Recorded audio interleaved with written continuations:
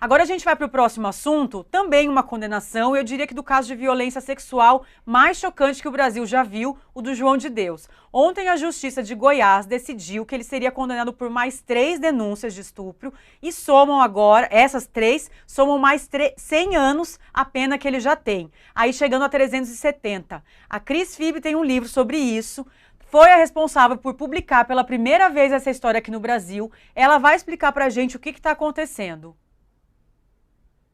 E é muita coisa. Agora eu vou falar demais, Camila. Você vai me interrompendo. Fica à vontade se eu exagerar. Tá, mas É, agora é a o palavra tá seguinte, contigo. Foi muito lá pra obrigada. A Badiânia várias vezes pra condenação, fazer isso, gente. Acho que tem calibre aí pra falar. tem coisa para contar. Se vocês tiverem dúvidas, mandem perguntas que eu respondo também. Então, aquela toma da liberdade, né, de âncora, Camila? Super, é Desculpa, pra isso licença. mesmo. Com a condenação que aconteceu ontem, na segunda-feira, que foi mais uma condenação, que acrescentou 100 anos, né, de prisão à pena dele, ele está condenado hoje e, importante dizer, ele diz que é inocente e não tem trânsito em julgado, ou seja, as condenações ainda estão sob recurso e ainda não foram julgadas em última instância. Mas ele já foi condenado até agora a 370 anos de prisão, 370 anos.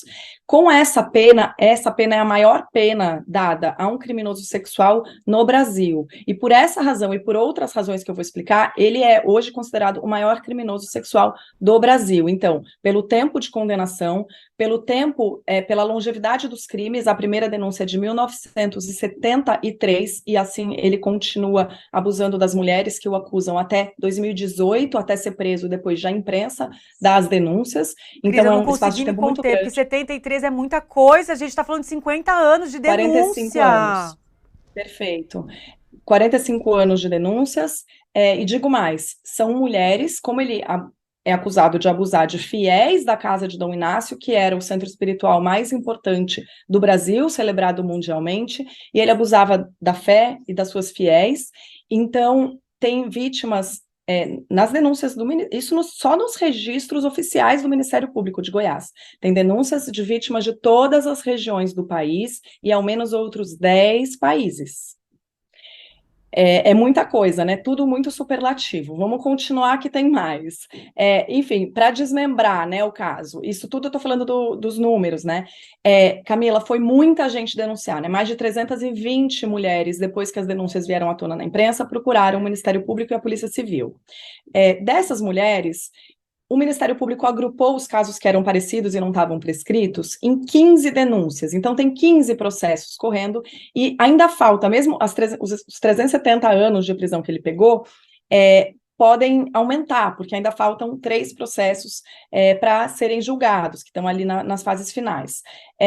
Essas 15 denúncias agrupam 66 vítimas e outras 120 mulheres, cujos casos já estavam prescritos, ou seja, não dá mais para punir porque fazem muito tempo, foram listadas como testemunhas de colaboração pelo Ministério Público para justamente fortalecer o caso, né? Então, isso só falando da pena. Agora, é, deixa eu só, eu tô aqui, ó, descendo. Outro assunto importante para falar que eu já vou emendar, Camila, se você me permitir. Eu conversei com o promotor Luciano Miranda Meirelles ontem sobre essas condenações, a importância dessa condenação para as vítimas, porque é um caminho, enfim, para a cura dessas mulheres de alguma forma, né? É uma maneira de reparar a violência que elas sofreram. E o promotor Luciano Miranda Meirelles disse que, infelizmente, a condenação de ontem não muda o regime de cumprimento da pena. O João Teixeira de Faria foi preso preventivamente logo que as denúncias vieram à tona, em dezembro de 2018, ficou 15 meses na cadeia. Em março de 2020, ele foi liberado para prisão domiciliar por causa da Covid-19. Depois a Covid passou, ele fez 80 anos, ele foi mais condenado e nunca voltou para a cadeia. O promotor acha muito improvável que ele volte. Além disso, a casa de Dom Inácio de Loyola, onde aconteceram quase todos os crimes, à exceção de um ou outro, continua aberta, funcionando. Ele é o proprietário da casa, apesar de não poder, em tese, ir até lá. Não há outro líder espiritual ali encampando as curas, mas dizem as pessoas que trabalham na casa de Dom Inácio que as entidades permanecem lá curando, então as pessoas ainda procuram, embora em muito menor número, e nada impede João Teixeira de Faria, legalmente, né, pela justiça, nada o impede de receber eventuais lucros, doações que venham pela pessoa jurídica, pela casa de Dom Inácio. Ô, Cris, Nada o ou impede seja, também de receber só para a pessoas gente em sua organizar aqui casa. para o pessoal entender, então, ele está condenado a 370 anos de prisão, mas está em casa e podendo continuar recebendo todo o dinheiro que ele recebia mesmo antes da casa Dom Inácio, que fica lá em Abadiânia. E tem 3 processos ainda. Vamos dizer que para esses 3 ele receba mais 100 anos, vai chegar a quase 500 anos de prisão. Provavelmente ele vai continuar em casa. É Possível. isso, né?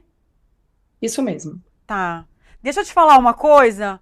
A Adna perguntou aqui no TikTok quantas mulheres viajaram para lá. Eu não sei se dá para dizer quantas mulheres exatamente, mas acho que você tem uma noção de pessoas visitando lá, né?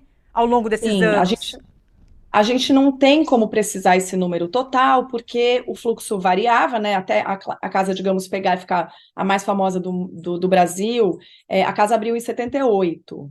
E aí o fluxo foi crescendo muito rapidamente. O que a gente sabe é que no auge, ali, quando ele foi preso, que a casa ainda estava muito celebrada e muito frequentada, a média era de 10 mil pessoas por semana.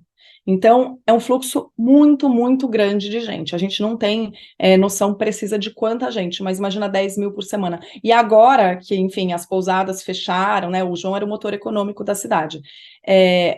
Dá para ainda ver ali, tem uma ou duas pousadas abertas, algumas dezenas de pessoas por semana. Quer dizer, o fluxo caiu abruptamente, mas ainda acho grave que esteja aberta e haja fiéis que ainda vão, né, Camila? Exato. Agora, eu senti um misto de esperança e tristeza com essa notícia, viu, Cris, de ontem. Esperança porque ele foi condenado, né? Então ainda está acontecendo essa condenação, as vítimas estão vendo que as denúncias delas estão indo para frente, mas tristeza por saber que ele está em prisão domiciliar, ficou pouco mais de 15 meses na cadeia, e é isso.